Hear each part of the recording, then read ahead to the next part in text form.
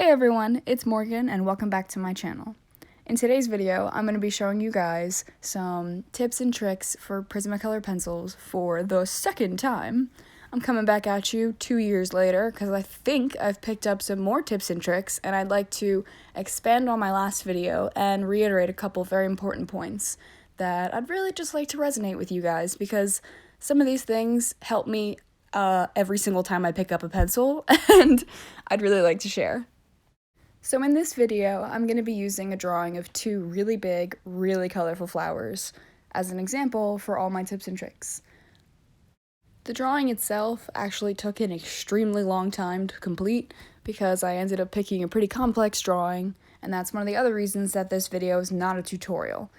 Like I said, it's going to be very quick, so it might be hard to follow along, and the point of this was just so I could show you guys on a drawing everything that I'm going to be talking about over here with my voice. So starting off, same as usual, I'm going to sketch out my drawing and kind of map out everywhere that I'm going to be applying color.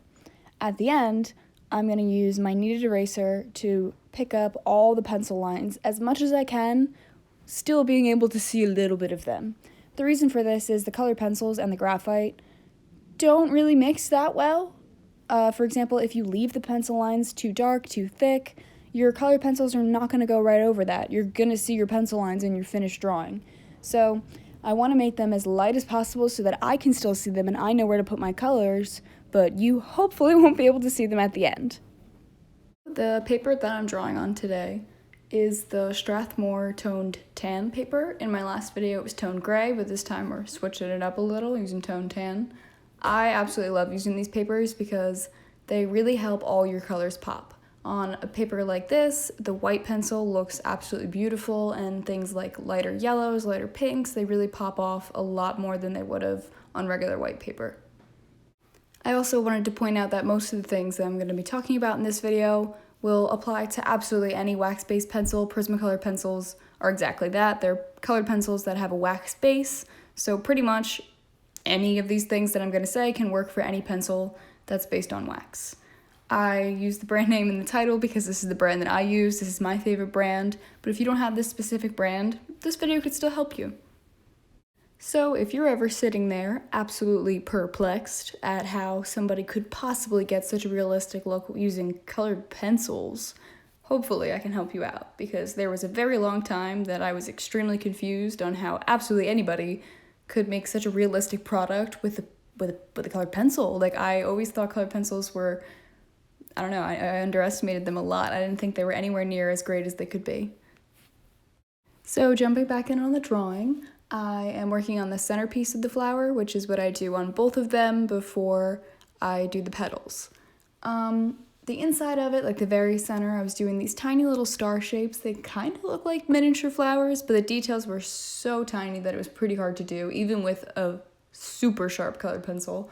I was using purples and blues to make these little star shapes and shade them in a teeny tiny bit. And then I was surrounding it with like a green that was kind of overpowered by a black that I added in later. And all around there's these little like orangey yellow and white highlights that I'm just making sure to avoid with the black pencil, because I wanted the middle part of the flower to be the absolute darkest, and this is where we're going to build our shadows up out of once we get to the petals.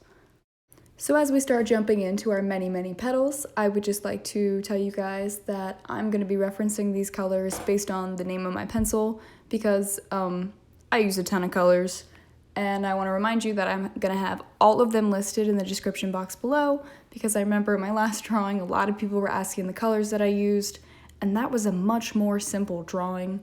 This one has a ton, so just a little reminder.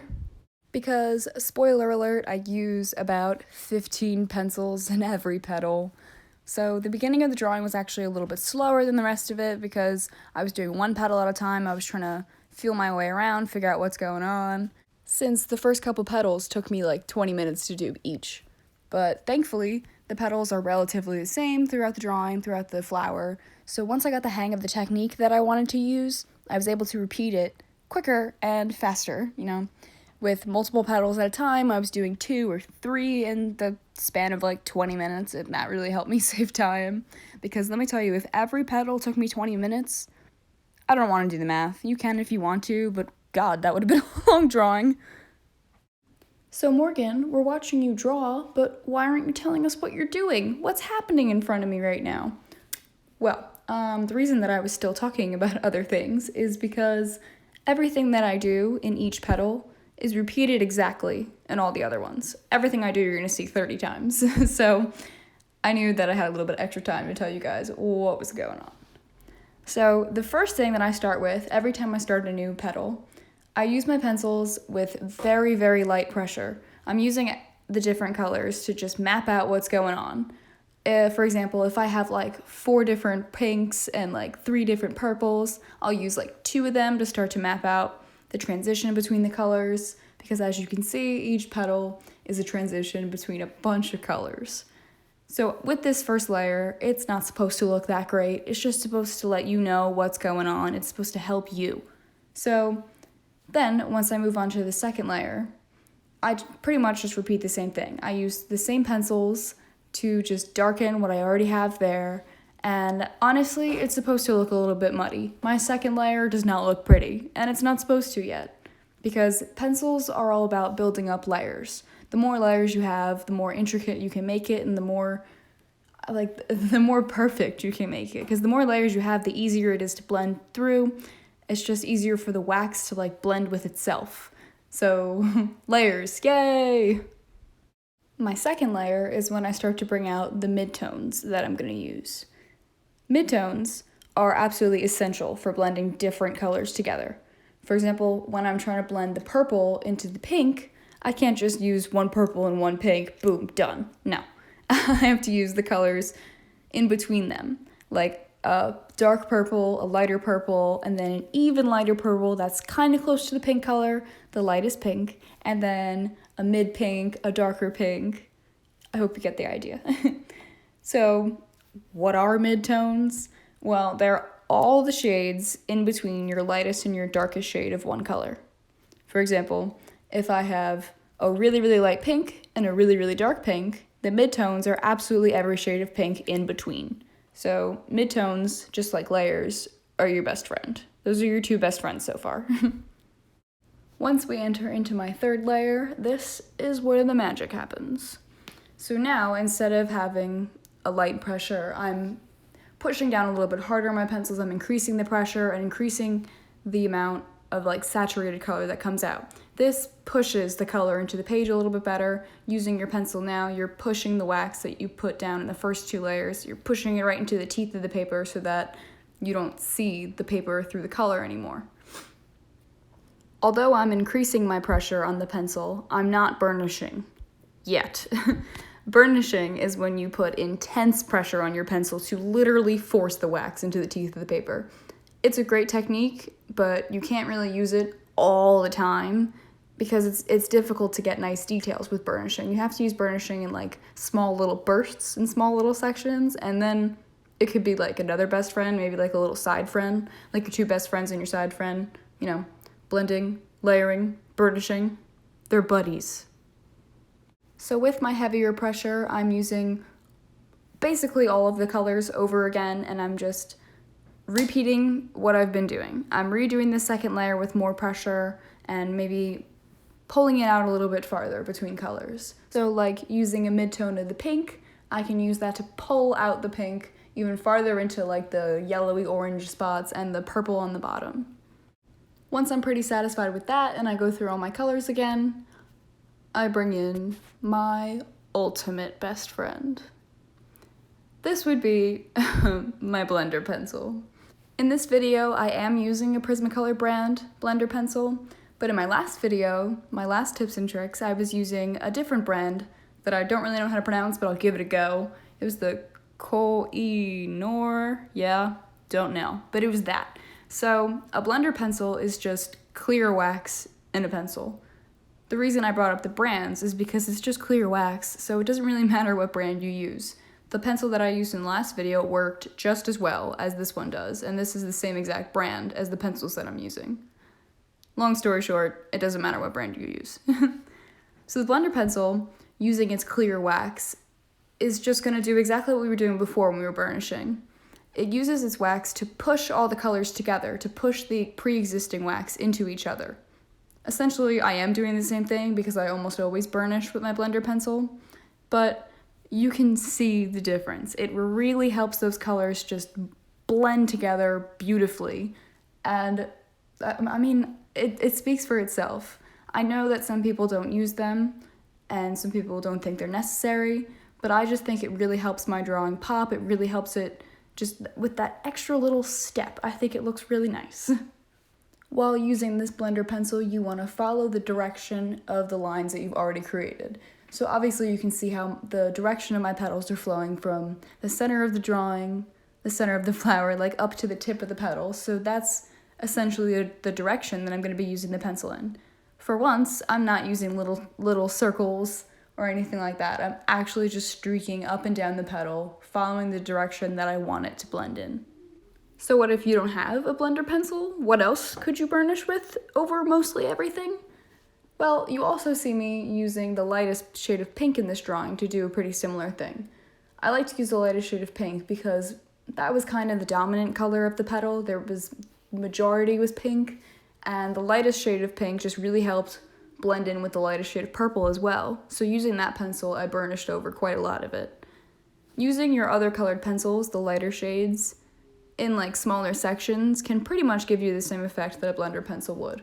Or you could even use a white colored pencil, but that would work better on white paper because on the toned tan paper, the white pencil really shows up. So if I were to do that, my whole petal would get kind of like this milky texture to it, like the white would show over just a little bit. But like I said, if you were to burnish with that, it would do the exact same thing. It's just pushing that wax into the teeth of your page to really get rid of all the extra spots that you could see the paper through. Once I finish burnishing with my blender pencil, surprise, I'm not done yet. We're still gonna do more layers.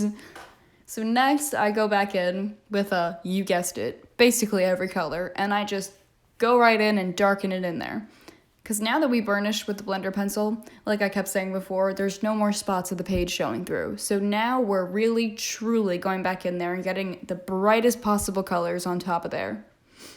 Then, once we do that, you can burnish it again with the blender pencil. It'll mute it a teeny tiny bit, but sometimes I still don't like the texture of the pencil. I don't like the way it looks. I think it could be smoother. So sometimes I will go back in with that blender pencil just one more time. And I'll keep repeating that process until I absolutely love it. I'll keep going in with my colors again real quick, and then my blender pencil again real quick, all with pretty heavy pressure. Because now I'm really just trying to get it to be as saturated as possible, as bright and as vibrant as possible. Once I'm finally entirely satisfied with that petal that I was working on, or whichever section it was, I'm finally going to bring out my white pencil. These will be for our most extreme highlights and where we really want to make it as bright as possible. Since we've already burnished in our layers so many times, using the white directly over top of the other pencils, I pretty much use as much pressure as I possibly can, without breaking my pencil, because now we're trying to get that white to just streak over top of it. In this drawing, I used it a lot on the outer edges of the petals for white rim lighting, but I also used it in some of the center sections in the lightest bit of pink, right in the center of the flowers, and I would seriously use insane pressure to get that white right over the top.